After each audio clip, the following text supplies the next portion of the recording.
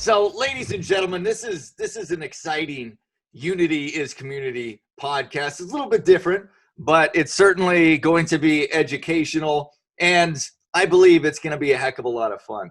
So, with us today is Josh Watson, and he's a member of the North Florida SkunkApe Search Association. You guys call it association, or what is it? Organization? What? It's the North Florida SkunkApe Project. Oh, project. Okay. I like that. So the reason why we're talking to Josh is because he has a heck of a lot of insight into the world of, and you call it any one of these names, Bigfoot, Sasquatch, Yeti, the list, Skunk Ape. I just found that one out a couple of days ago when I talked to Josh for the first time. So we're gonna dive into this, or some people say, now I guess you're supposed to say it this way, delve. They're changing the English language all the time. You delve into something.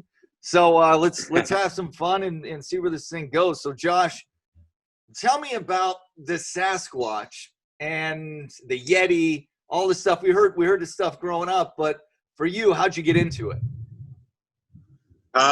Goodness. So pretty much started when I was young.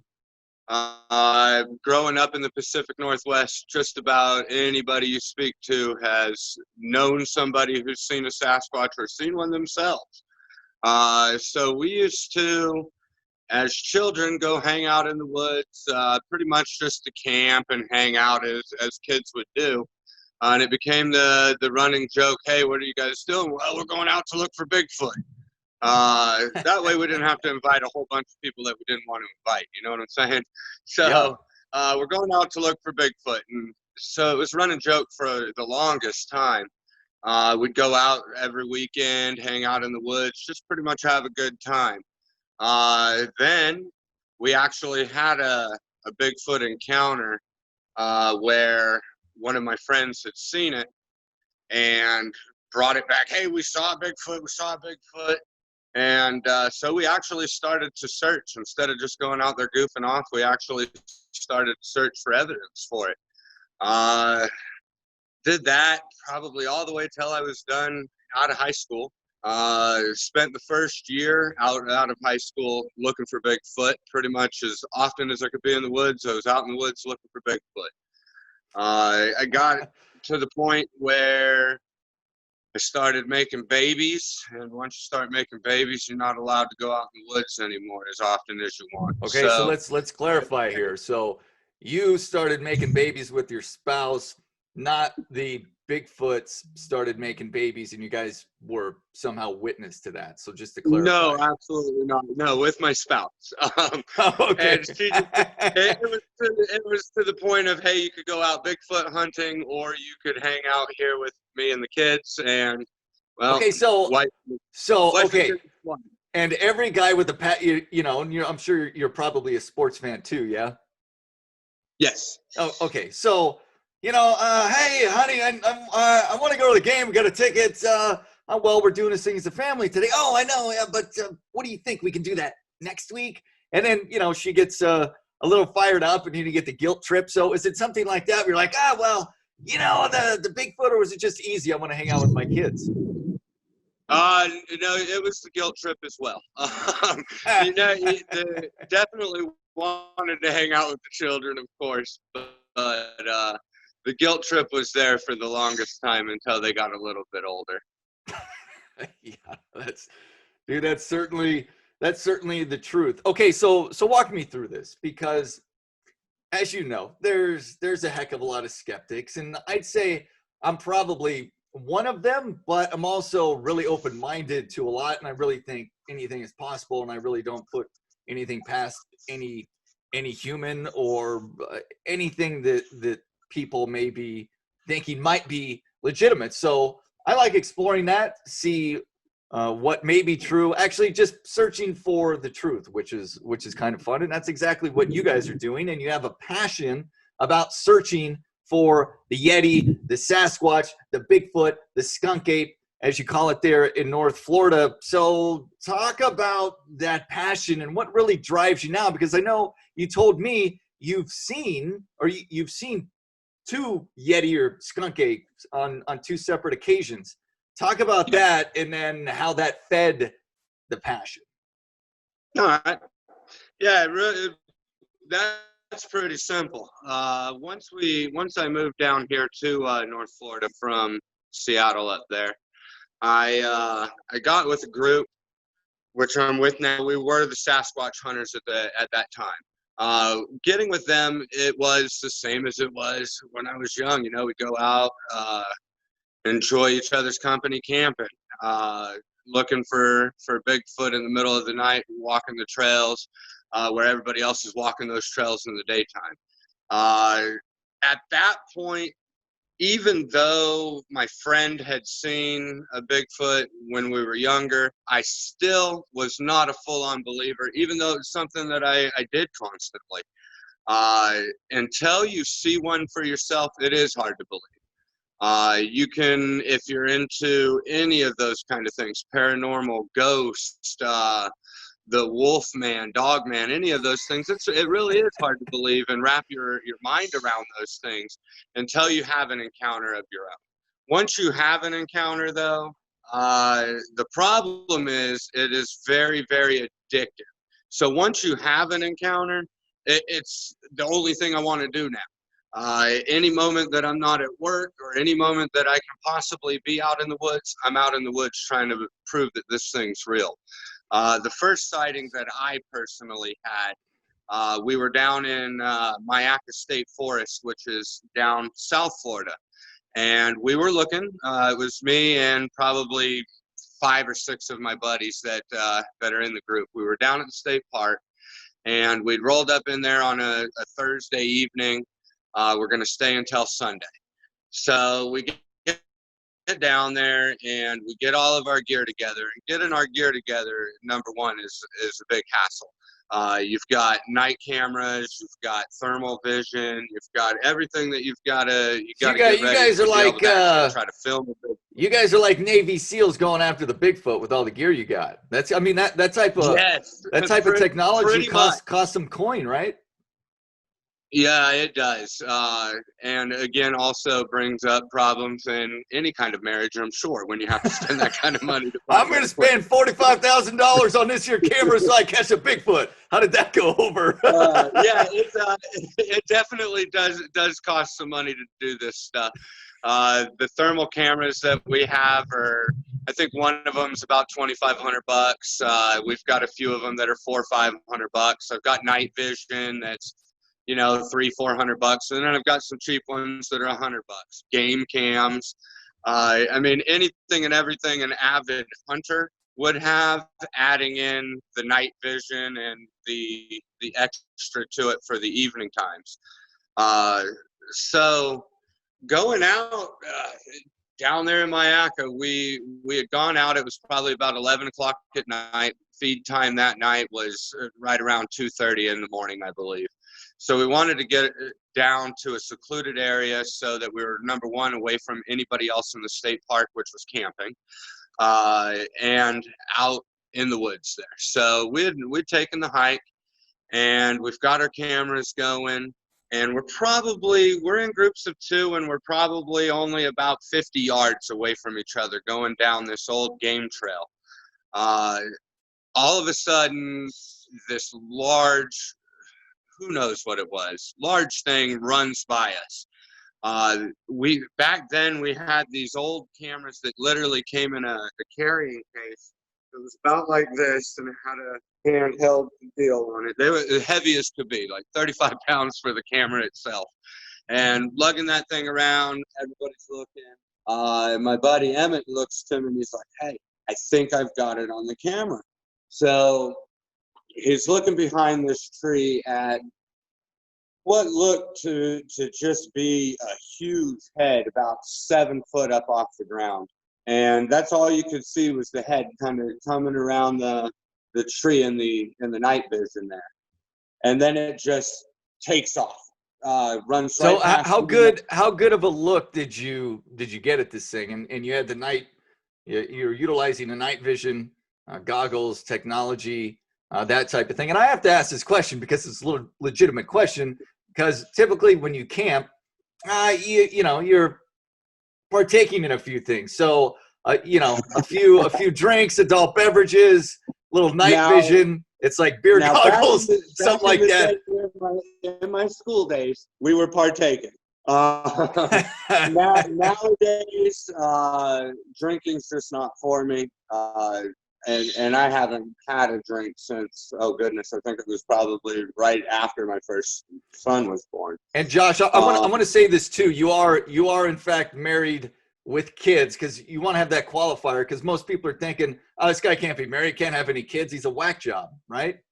Married for 20 plus years and have 3 kids, ranging from the age of 12, just about to be 13 in 9 days, to 19, almost 20. So yeah, I definitely do have kids and a wife, and they're equally as involved in Bigfoot hunting as I am. Love it. My second encounter, my wife was literally just down the road from where I was at another location, doing the same thing, hunting for Bigfoot. We had the kids with us, and we were all out there hunting. So, yeah, you can definitely be married and have children and still do normal everyday things like everybody else in the world. And I guess be crazy enough to believe in Bigfoot at the same time. And your day-to-day, your occupation is what? I'm a chief engineer for Hilton Hotels. I run 2 buildings here in Tallahassee. So, ladies and gentlemen, normal person has a passion about something like the rest of us do. And Josh, one of the biggest reasons why I wanted to do this is just have an open mind to everything. Too many times this day and age, people are closed-minded. You got to think a certain way. There's some level of people thinking there needs to be some form of conformity. I'm totally against that.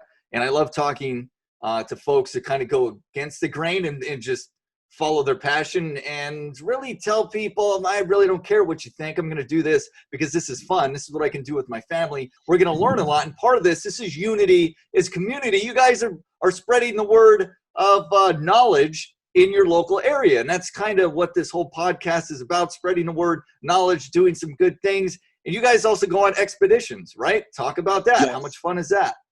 Oh, expeditions are amazing. It's a great time to actually have people who believe and don't believe come out and do it with us. We don't charge anything. Whatever you pay for your camping at that location that we're at is all you pay. You don't pay anything to us. You just simply come out, enjoy the weekend with us, and hunt for Bigfoot. Like you said, there's a lot of people out there that are closed-minded, and the thing about that is, it's just because you haven't seen it yourself doesn't mean it doesn't exist. We're literally finding new species of animals every day. So what is to say that Bigfoot isn't real? What is to say the skunk ape isn't real here in Florida? Or what is to say the Yeti's not real, or the Yowie? It really... you can be closed-minded and still end up believing in Bigfoot. I'll tell you that right now. You can definitely be closed-minded. My father is probably the most closed-minded person about Bigfoot, period. So he's called me crazy since day one. So with the skeptics who are like, I need proof to see everything. You made a good point. Like, there's nothing really to say that there isn't, but when you're trying to prove the point, how do you prove it? What do you do? How do you go about it? How do you convince people that are like, you're insane, Brad? Well, there's a few things that I would say for that. And number one, seeing is believing. So hopefully one time come out with me, you'll see it as well. But also, there's tracks. And it's not just one person, me and my group, finding Bigfoot tracks out there. There's tracks that are unexplainable, large footprint tracks that you can't match up to any other animal out there. So just because they haven't seen it doesn't mean we don't already have evidence. To be able to prove the existence of Bigfoot, it's going to take one thing and one thing only, and that's a body. And unfortunately, I think just like humans, the Bigfoot's pretty smart about getting rid of their dead. Okay. Another question people are going to ask. Do you personally have any video evidence of this? because you have the claims that you've seen it, and heck, man, Yes. I'll believe people. I'm totally open-minded. You tell me you believe it, I'm like, okay, sure. I would like to see video evidence, and I've looked at stuff, and there's the Patterson Gimlin film, which we were talking about the other day, and went back and looked at that. Everyone's seen that's the one from the 60s, right? Literally Yes. done on the old film reels that they had back then. But do you personally have any video that we could potentially share, or that you could direct us to look at? Yes, absolutely. All over our website, our Facebook, is all of our videos as a group. Personally, the best video that we have as a group is the brown footage. They're claiming everywhere in the Bigfoot community and all around that it is the best thermal footage of a Bigfoot ever. The Finding Bigfoot crew, Cliff Brockman, came down after we had filmed this thing and was just simply amazed at the way that it is. And Josh, so yes, we do have a. Where do people go to see that, or can you send that to me? Or how do we have access? Literally you can Google search in the Bigfoot Brown, Stacy Brown Bigfoot footage. And so Stacy Brown is a part of your project, right? Yes. The North Florida SkunkApe Project. Okay. So and literally all you do, if you type in Google Stacy Brown thermal footage, it's going to be the first thing that pops up. And that's thermal of a Bigfoot that was caught by Stacy's father in, I believe it was 2010. And that was over at Torreyes State Park here in Florida, probably only an hour and a half away from where I'm at here in Tallahassee. State Park in Florida. Okay, so skeptics have seen this, yes? Yes. What do they say about Stacy's footage? There's never been anything really bad said. It's most comments are, wow, that is amazing. But again, not everybody credits it to be a Bigfoot. They can't explain exactly what they're seeing there. But your hardcore closed-minded folks are able to look at it and still say, "Oh, I don't know what that is, but it's definitely not a Bigfoot." But then anybody who's not a skeptic that has seen it is just amazed by the fact that that thermal quality is so good. Wow, that's amazing. So there's that footage. Okay, and I'm gonna keep going back to this because I was watching the show on Discovery Channel. I saw some clips of that, and there was a archaeologist named Robert Carr, and he seemed to be pretty open-minded. I'm sure you've probably seen what I'm referring to. He says there's no scientific proof. So the scientists, what do you say to these people? And people do this with climate change all the time. 97% of all scientists agree climate change. Yeah, the climate is changing. It depends on what percentage are humans contributing to that, and there's really not an answer. So on both sides, well, what proof do you have? What proof do you have? So specifically, what do you say to the scientists, the archaeologists, whatever they're classified as? What do you say to those people? Well, then what are we attributing to all the DNA samples that have been sent, not just from say my group, but from any Bigfoot researcher or any researcher out there? What about the hairs and the DNA samples that are coming back unknown primate? They say no scientific proof, but unknown primate. Well, you know most primates out there, other than undiscovered ones that they don't already have a body to. The biggest thing is so many times you send your DNA samples, you send your proof and your things, and they come back unknown primate. Well, that doesn't mean something doesn't exist. It just means that they don't know what it is. Scientists don't know what it is. Scientists, as smart as they are, and as much as they want to believe they know everything, just like us, they do not. Unfortunately, until someone has a full-on Bigfoot body, you've got its flesh, its bones, you've got its hairs, you've got its face right there in front of you. It's always going to come up. Unknown primate. I mean, So how there. close were you in the sightings that you experienced to a Bigfoot, a skunk ape? My first sighting, I was probably 100 yards at the most.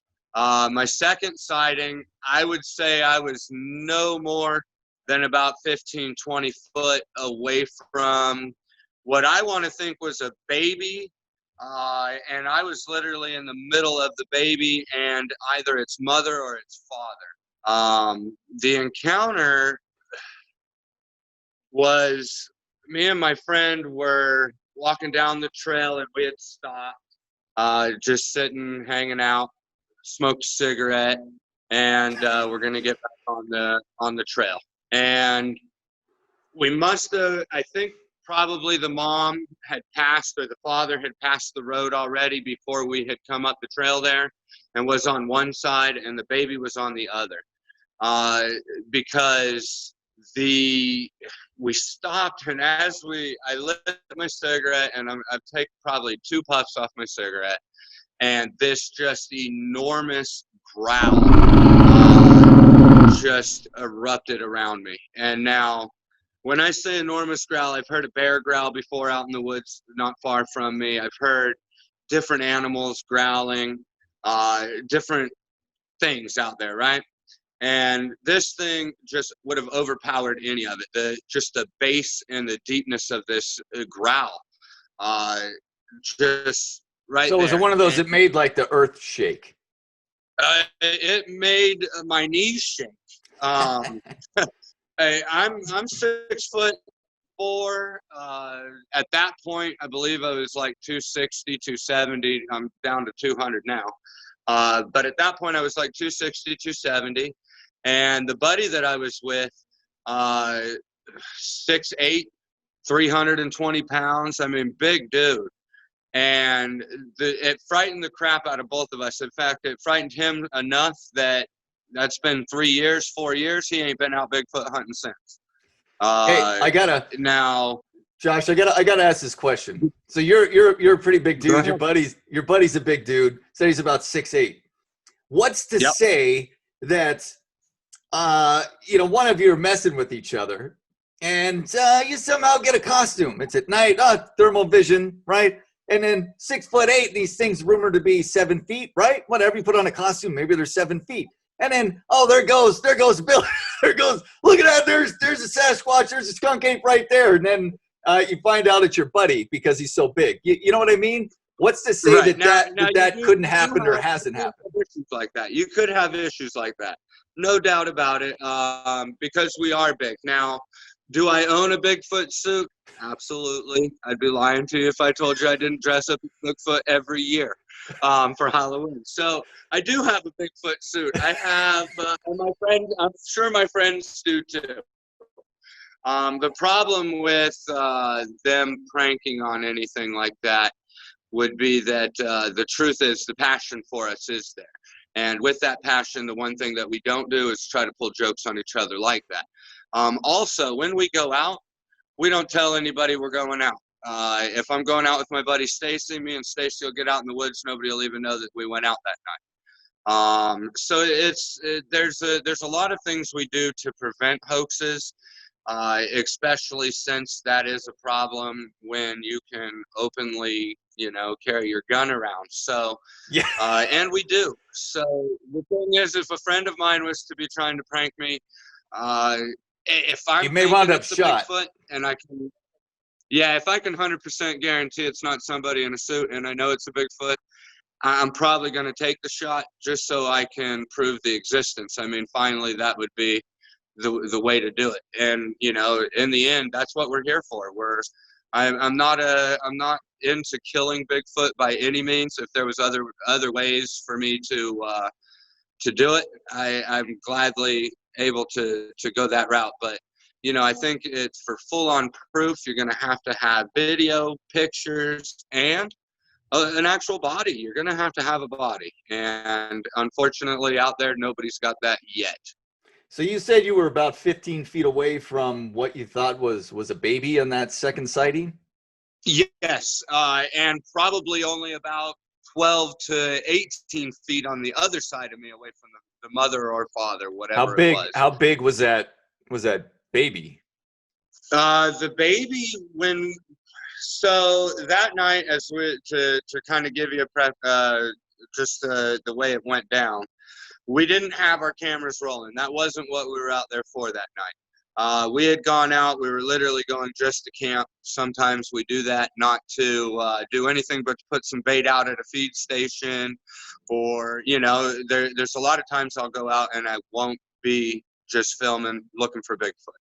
So this was one of those nights. We went out to bait the bait stations, and we're just standing there, and this thing, that growl, I look over to the right of me on the one side of the road, because like I said, we were in the middle of the trail, and probably about 4.5 foot, 5 foot, real dark, shadowy.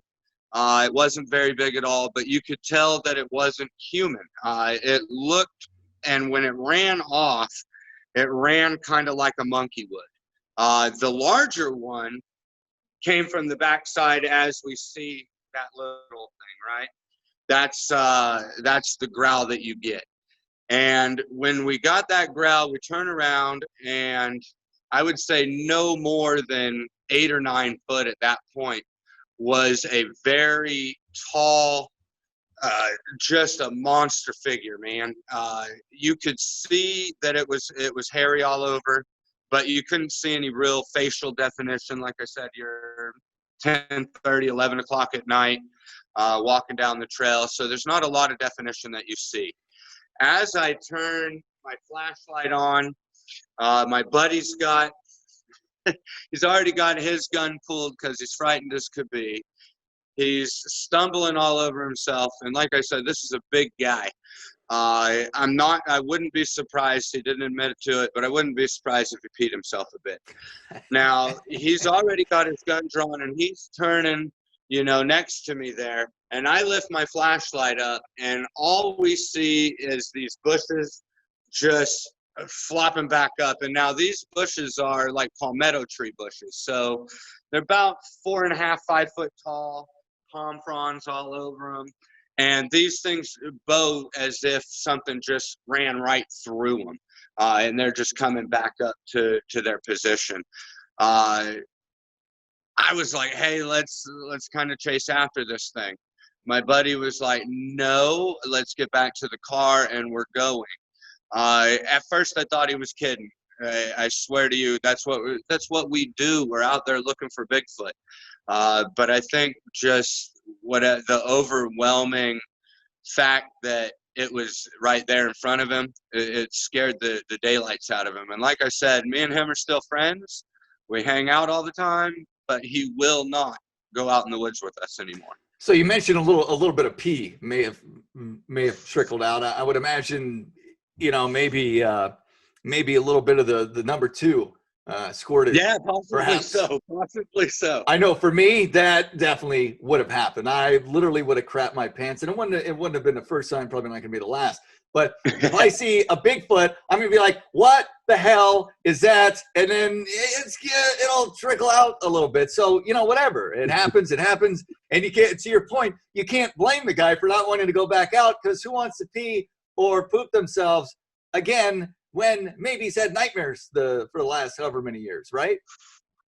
Right, absolutely. The thing about it, though, for me, is we are all different people, and for me, when that happened to me that night, even though we did hightail it out of there, my buddy was the ride that night. I wasn't staying out there by myself. We literally went out there to put apples at the bait station, and that was it. We were going to come back and come back to town. I was not going to get left behind. I was scared too. I can't tell you that I wasn't. But for me, it really lit a fire under my bottom. It brought it to light. Like, hey, I was actually that close to something that I've been searching for. it is out there. This is something now that I'm going to focus on and prove no matter what throughout my lifetime that Bigfoot's real. And I'll tell you, every day since, and you know, even before that, but every day since, I've really focused on finding Bigfoot. As often as I can be out in the woods, I'm out in the woods. What year was that? Searching for evidence. That was in 2016, beginning of 2016, January. January 2016. So after the first sighting, or that first sighting, you were about 100 yards away. And yes. Were you absolutely convinced at that point? You're like, I love this stuff, but I need to see more. Like, I'm not 100% convinced. Well, you know, the thing about it is on a camera, when you're looking on any kind of video device and you're looking at a night vision in black and white, it's not full spectrum. So it's not like looking at you right now, full color. I can say, okay, that right there is a human being. You can see his face, you can see his eyes, you can see his mouth. When you're looking at a night vision camera, even at 70, 80 feet or 80 yards, whatever it may be, you're seeing definition, but you're not 100% sure what you're looking at. So after that first encounter, yeah, I believe that what I saw was a Bigfoot. I believe from the ruckus that it made as it was running away from us, that it was a very large animal. And there's 2 or 3 things it could have been. A bear, it could have been another cryptid, you know, maybe a dog man, something like that. But with the size that it was and the definition that I saw in the camera, I do believe what I saw that night was also a Bigfoot. So why do you suppose it ran away? I mean, it got scared. But if these things are big and what do they eat? The hell do these things eat? I'm assuming they eat just about anything. They're carnivores, I'm sure. They're probably eating deer. They're eating rabbit. They're eating whatever. Yeah, they're probably not. They're probably not vegetarians, right? No, probably not. I'm thinking in search for the vegetarian Bigfoot. Who's coming with me?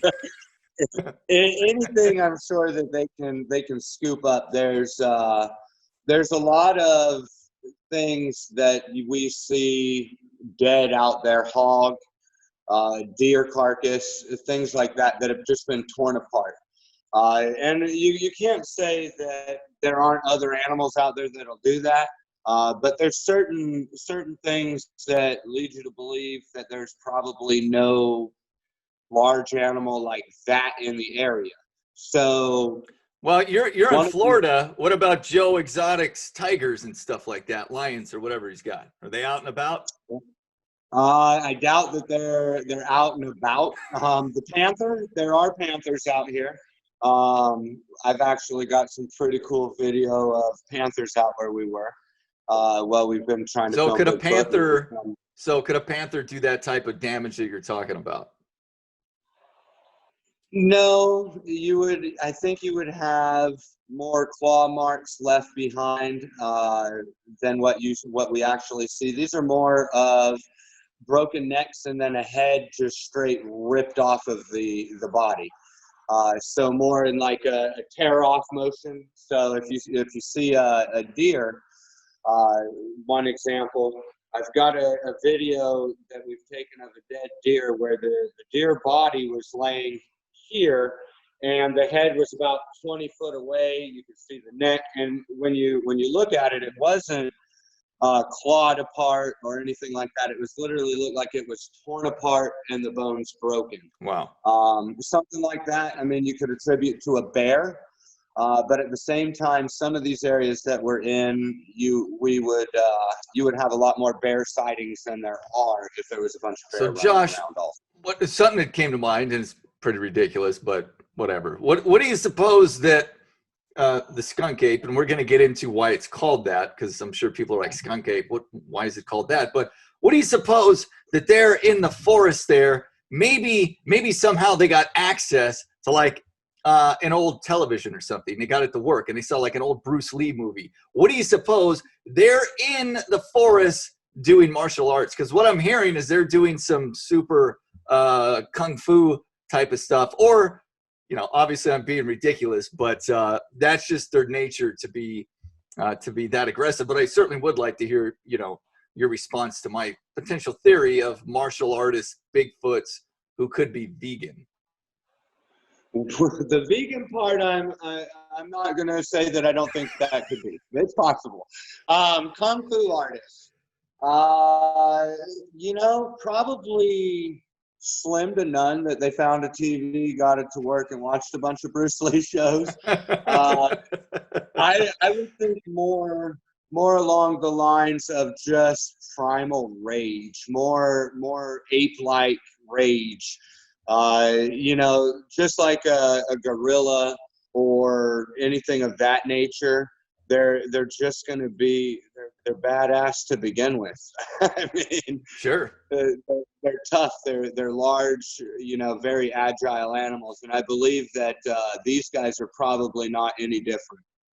So let's get back to the Skunk Ape, because your organization, your project is the North Florida SkunkApe Project, if I said that correctly. Yes.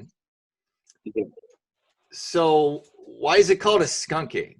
The skunk ape name came quite a long time ago because of the putrid smell that people have associated with the Bigfoots down here.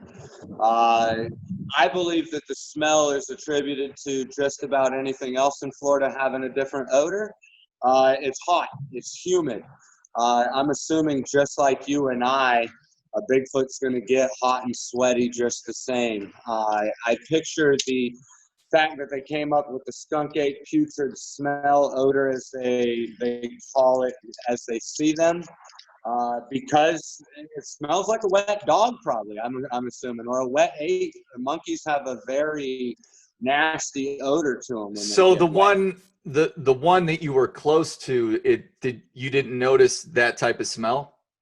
No, and that's the one thing that we as a group have all in collective pretty much noticed. We've got one person in our group's sightings who said that they did have that odor when they had their sighting. Now their sighting was, goodness, back in early 90s, before I even knew the person. But they said when they saw it, it was just about dusk, and it just had a foul odor. It wasn't necessarily like a skunk, but it was a combination of a wet dog and just a nasty after Mexican night fart, pretty much. So it was just putrid. Sorry about that. It was just a putrid odor. But everybody else that's in our group or that we've spoken to, and we've spoken to hundreds and hundreds of people that have had sightings here in Florida alone, nobody else has really associated that foul odor. So, I don't know if it was a one-time deal. After eating Mexican food. Oh, man. But definitely not something that I've ever had I guess the pleasure or non-pleasure of smelling myself, luckily. So, I mean, especially in that type of situation where maybe some of your senses could leave you, and then obviously your ability to not pee or crap yourself, that kind of goes out the window because you're frightened. Is it plausible to say that maybe Yes. your sense of smell just went away for that period of time because you were so scared? There is a possibility. There is a possibility of that, and I would think that maybe that was the case in the person who made the name up Skunk Ape. Simply because, like I said, I've not personally spoken to, or in my 2 encounters here in Florida, had any foul odor that seemed to come from that animal when I had my encounters with it. So I don't believe that the name is synonymous with it. I just believe it stuck because that one person was the one who got into the newspaper with their sighting. So, do you believe they're different species of the Bigfoot? Like, you know, you have the Bigfoot, you have the Yeti, you have the Sasquatch, you have the Skunk Ape, and it's really all the same name for the same type of animal, if you will. But do you Yes. believe that there are different types of Sasquatch? Yes, absolutely, I do. You've got the Abdominal Snowman. The Abdominal Snowman and the Yeti, they're white creatures. The Abominable They've got Snowman. white Love hair it. all over. You've got then you've got the Sasquatch, the Skunk Ape, the Yowie, and a few others that I just can't pronounce their names properly, so I don't want to, disrespect. But those ones, they come in brown colors, black colors. So I believe that they probably all are different species of the same type of animal that have just adapted to their surroundings, just like you and I and any other humans out there. So is there any evidence of the Abominable Snowman? The reason I ask this is because when I was in high school, we're on a ski trip up in Mammoth, California, and my buddy woke up with a gigantic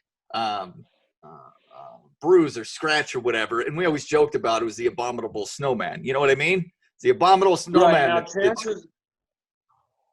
chances are that would have been just a Sasquatch here in the United States. The Abdominal Snowman, the Yeti, those are different countries' interpretations of the Bigfoot. Oh, okay.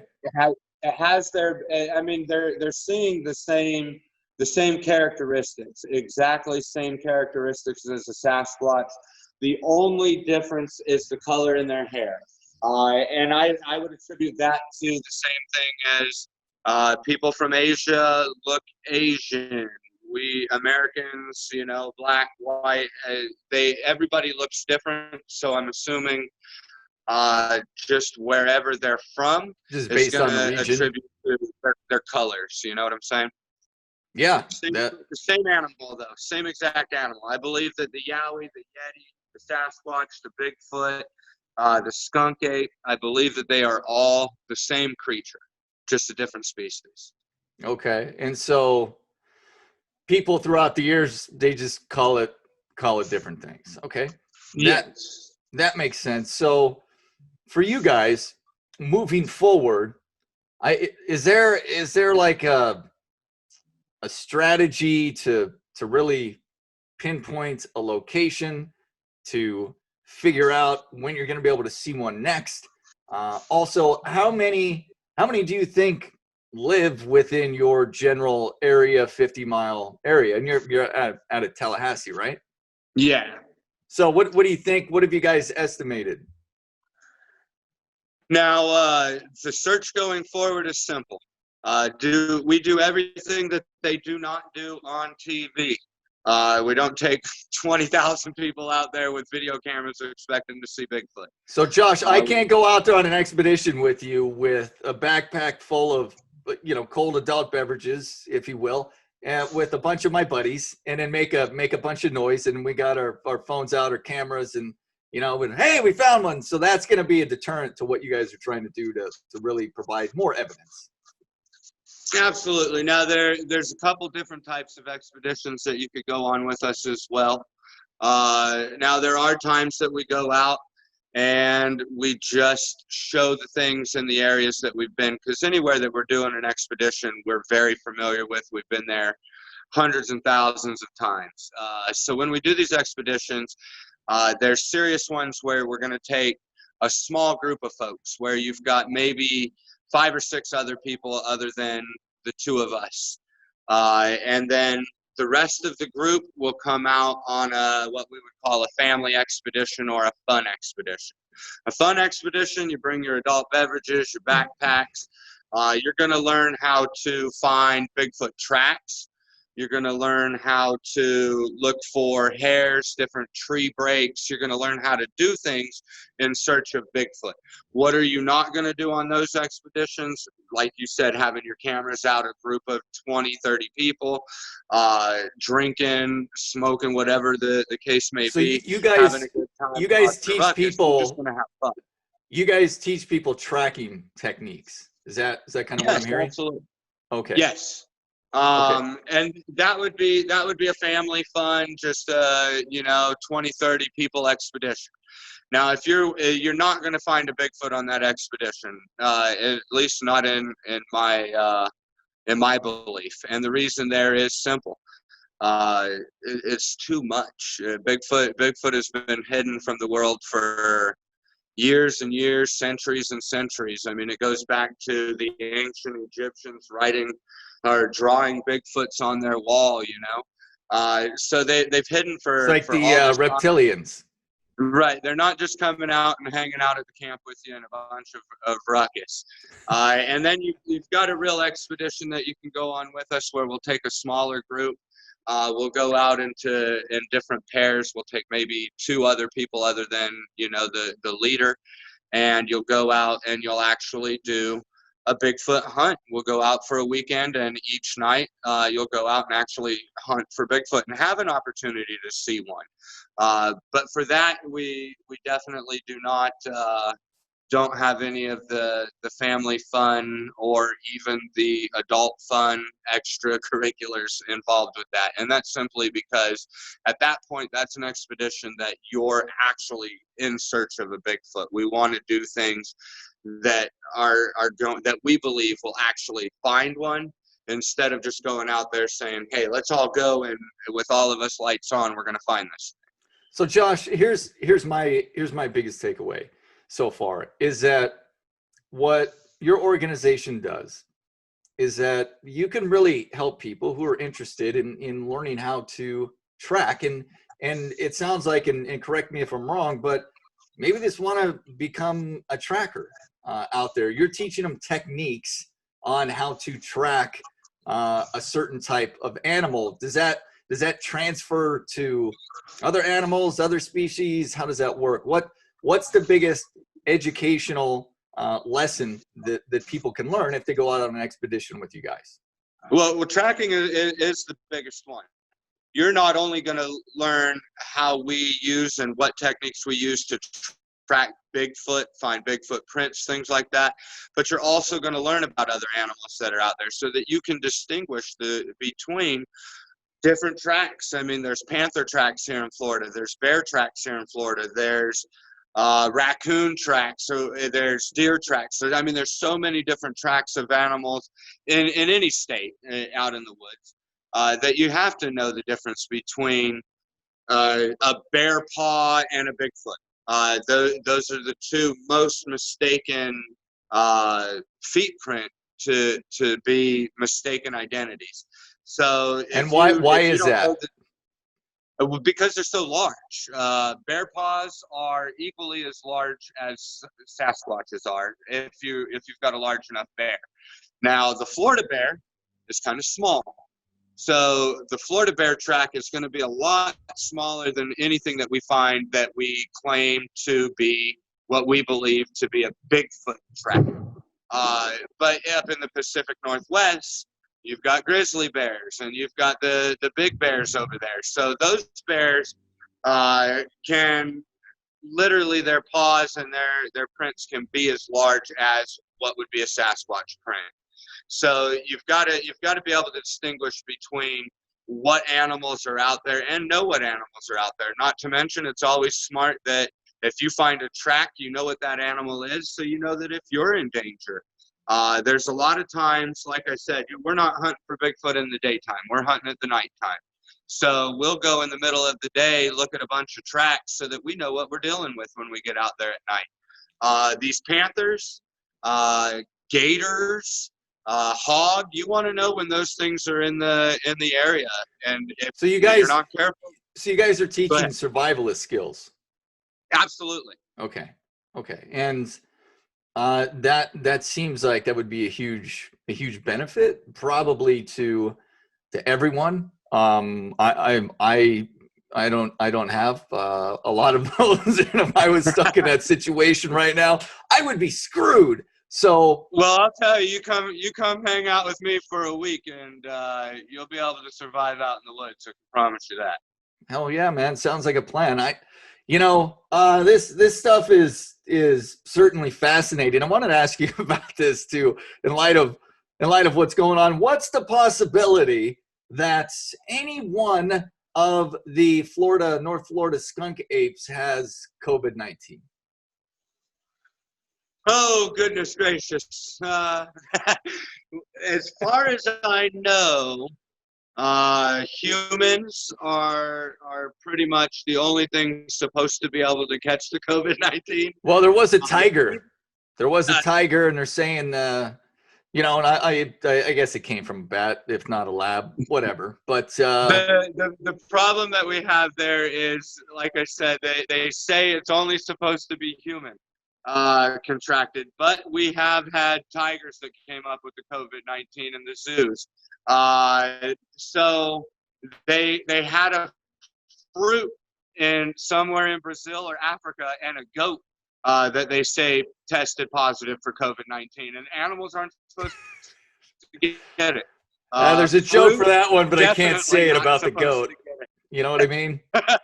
And fruit's not supposed to have it, but they have tested positive on those things. So is there a possibility?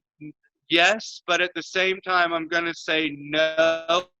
And the reason I say no is because, as everybody knows, believer or non-believer of Bigfoot, Bigfoot is the social distancing champion of the world, hide and seek champion of the world. So he's probably stayed far enough away from everybody that he hasn't contracted, or he's safe.